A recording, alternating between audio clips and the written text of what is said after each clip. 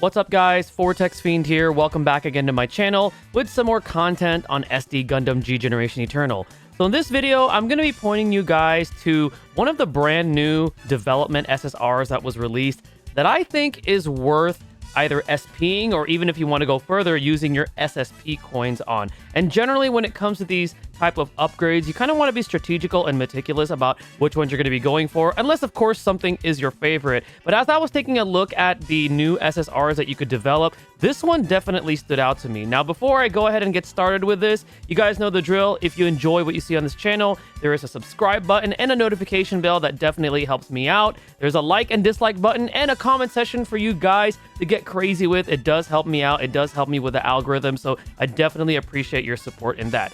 Anyway, so one of the cool things about the game is you can take a look at a unit at their maximum capabilities, even though you don't necessarily have them at that particular upgrade. And the reason I think that's really cool, because it kind of prepares you ahead of time for which units you might want to potentially invest in based on either the content you're trying to beat or, you know, just being very I want to say, you know, good, using your resources in a good way. You know, I couldn't find the word for it right now, but you guys know what I mean, right? Because, you know, with the SP coins and the SSP coins, while we are getting more of them, you know, with the content that we get, there's still more of the scarce sort of items that are available in the game. So you do want to be smart about your choices, unless, of course, something is your favorite. Now, the unit that I'm going to be speaking of is from the Gundam Seed Destiny development tree line, and it's going to be none other than the Strike Freedom Gundam Meteor. Now, I get it. Mine is not even fully limit broken. It's only at level 90. So before you come at me at the comment section about that,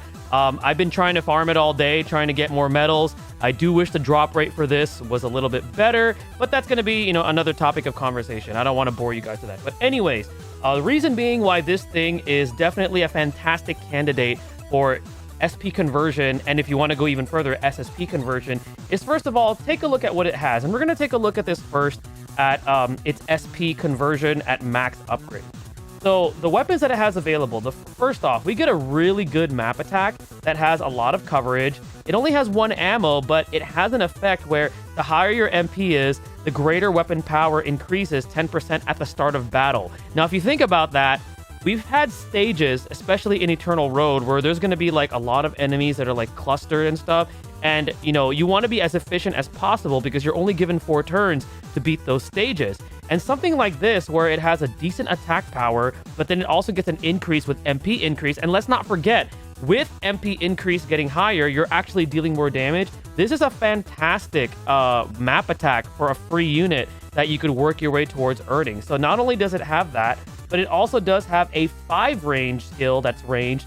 And this one has an effect where the farther you are from the enemy, the greater the weapon power. And it has a range of 5. So it has a lot of good ways for like effective positioning. So that way you're not going to get targeted as easily, even though this thing is a large machine. And then at base 5,760 power, that's not bad for an SSR unit. And then it goes up to 15% the farther you are from the enemy. So it incentivizes range damage capabilities, which I definitely like.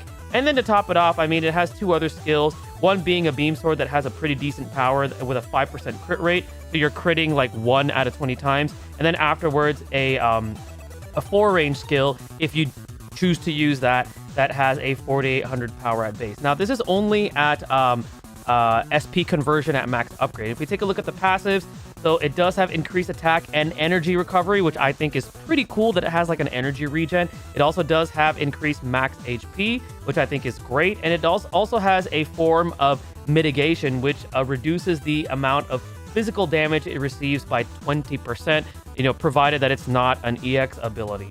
But so this is all in all at SP conversion. I think this thing is definitely already worth investing in, should you be looking for like a free unit that you could, you know, take to like some of the harder content.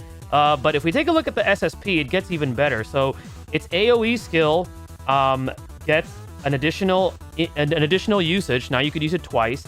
It also gets an increase of power, which I think is really, really strong. The coverage is the same, but as you can see right here, even the weapon effect value goes up, which I think is great. And then not only that, but it also gets a brand new skill called Barrage SSP. So this is very similar to its Barrage skill, only it's even more powerful. So this one has a range of 5. It has a base power of 6,180. and it also gets a weapon power increase the higher your MP is. And whenever, in my opinion, whenever an offensive skill has that caveat where they want your MP to be higher, it's like a 2-for-1 deal, because not only are you getting an increase to your weapon power, but because your MP is already at that high level and it incentivizes that, you're already getting more damage out of that particular skill. So anytime a unit has that, especially a damage dealer, I think that's already a plus in my book. So that's one of the reasons why I think this thing is fantastic. And again, look at its HP too. That's pretty high for a attacker type unit. So it also has a little bit of bulk if you think about it. And if you take a look at its passives, nothing really changes when it comes to the SSP, but still, I would say it's definitely worth checking out in terms of like where to invest your SP conversion or your SSP.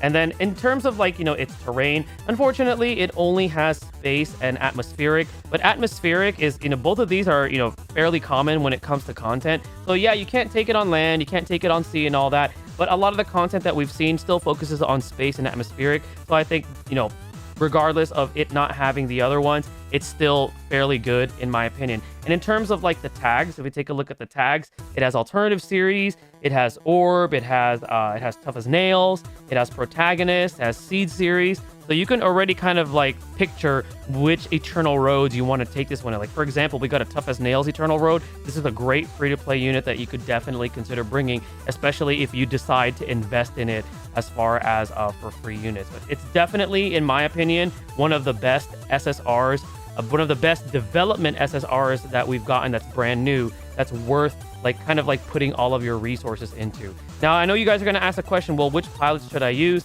So I went ahead and filtered out by specifically Gundam Seed Destiny, because it is part of Gundam Seed Destiny. Now, the UR supporter Kira Yamato does have the orb tag, so you could use it in that as well. But if we're focusing strictly on Seed Destiny, if we're talking like UR pilot, I mean, I have to bring up Shin, because this pilot right now is probably one of the most OP attacker pilots that we have. And if you pulled for Destiny and got him, remember, his passive has no drawbacks. He could literally do this with any unit.